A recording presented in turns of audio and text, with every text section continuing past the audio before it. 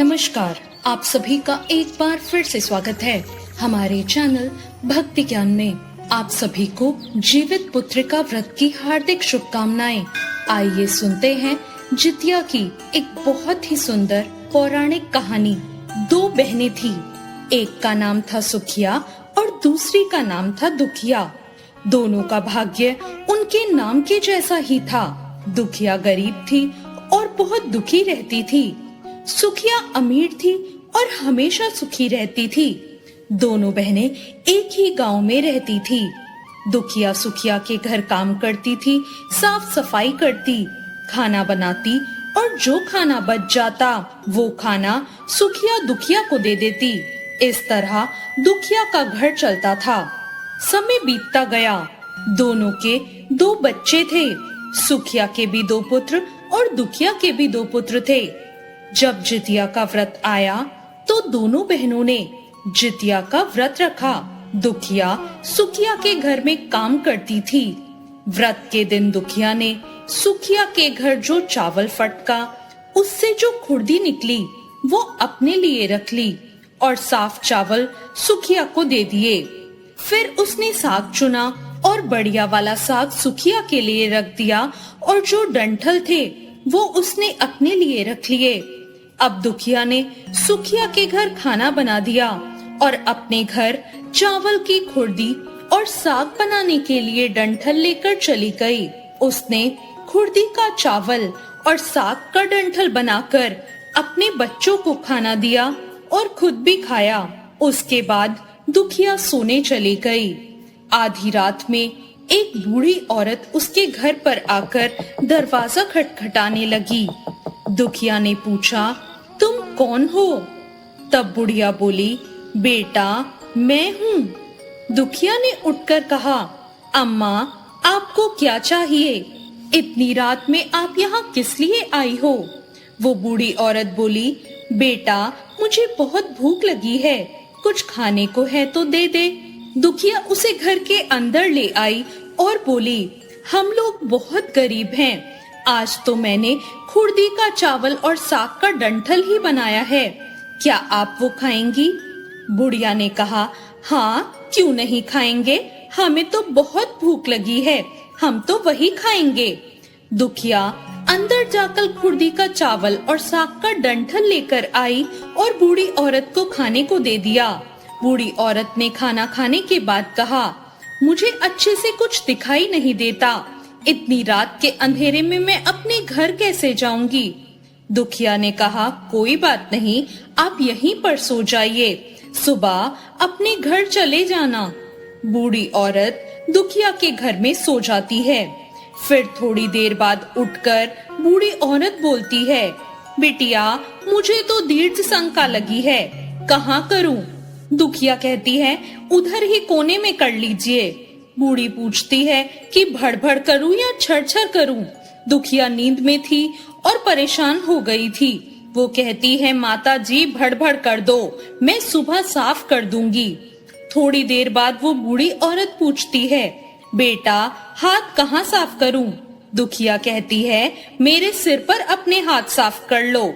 अब जब सुबह होती है तो दुखिया को ये सब सपने जैसा लगता है कि सोते समय मुझे कोई सपना आया होगा। वो ज्यादा कुछ नहीं सोचती और नदी में नहाने चली जाती है।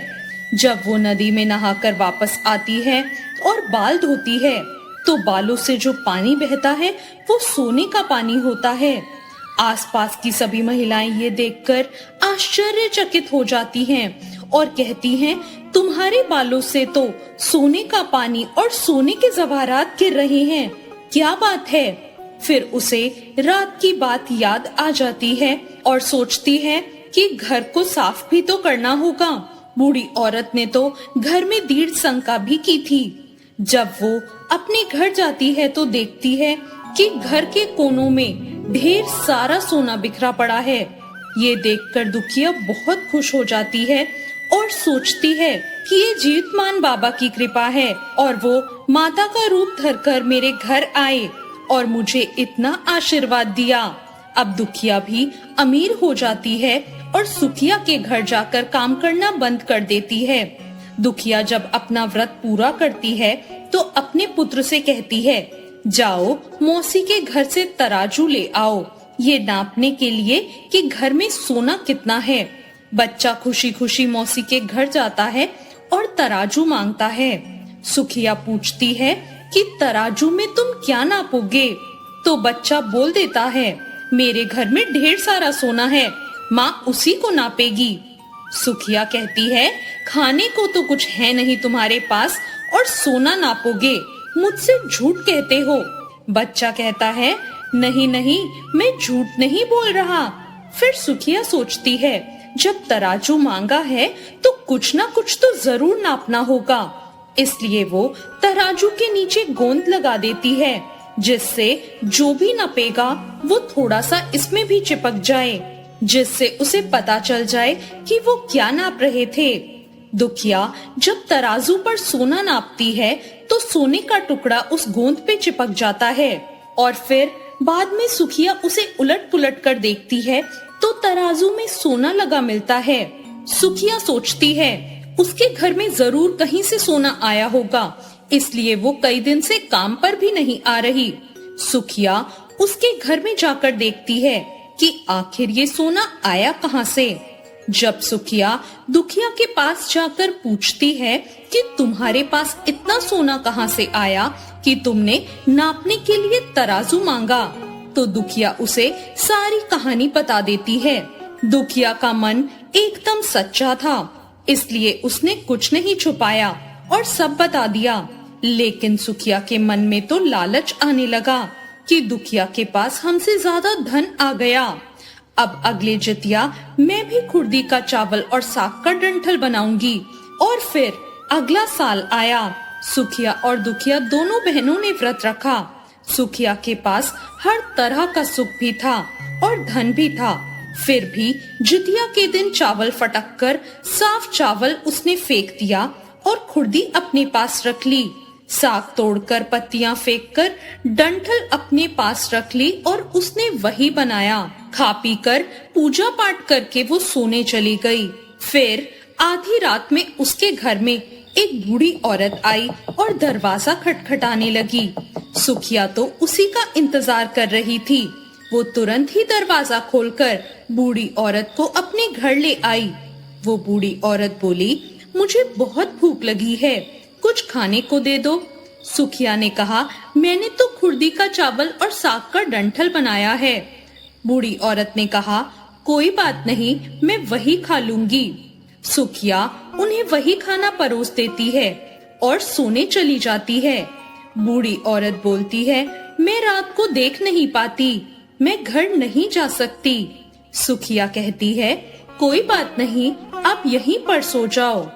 थोड़ी देर बाद बूढ़ी औरत बोलती है, मुझे दीर्घ शंका लगी है, कहाँ करूं?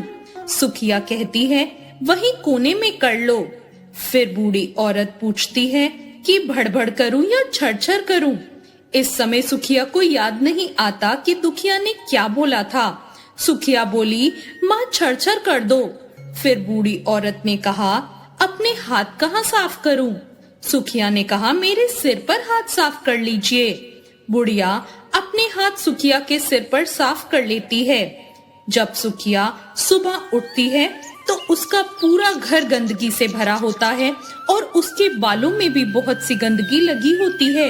ये सब देखकर सुखिया बहुत दुखी हो जाती है और उसे बहुत गुस्सा भी आता है। वो अपनी बहन दुखिया को बुलाती है और उससे गुस्से से कहती है, तुमने मुझसे झूठ कहा, मेरा पूरा घर गंदा करवा दिया। तो दुखिया पूछती है, तुमने क्या कहा था, भड़बड़ या छड़छड़? तो सुखिया कहती है, मैंने तो छड़छड़ कहा। दुखिया कहती है, यही तो तुमने गलती कर दी, तुम्हारे पास तो सब कुछ था, किसी चीज की कोई कमी नहीं थी, फिर भी तुमने लालच किया। मेरे पास कुछ नहीं था। जब तुम्हारे घर जीमूत वाहन बाबा भेस बदल कर आए, तुम्हारे पास सब कुछ होने के बाद भी तुमने उन्हें अच्छा खाना नहीं खिलाया। तुमने उन्हें चावल की खुर्दी और डंठल का साग परोसा। तुमने अपने घर आए भगवान का अपमान किया। सब कुछ रहते हुए भी तुमने ऐसा खाना खिलाया। तुम्हें लालच नहीं करना चाहिए था, इसलिए तुम्हारे साथ बुरा हुआ। तो ये थी जितिया की एक बहुत ही सुंदर कहानी। आपको आज की ये कहानी कैसी लगी कमेंट करके जरूर बताएं। कहानी अच्छी लगी हो तो लाइक जरूर करें और अब तक मेरे चैनल को सब्सक्राइब नहीं किया है तो सब्सक्राइब भी जरूर करें। धन्यवाद।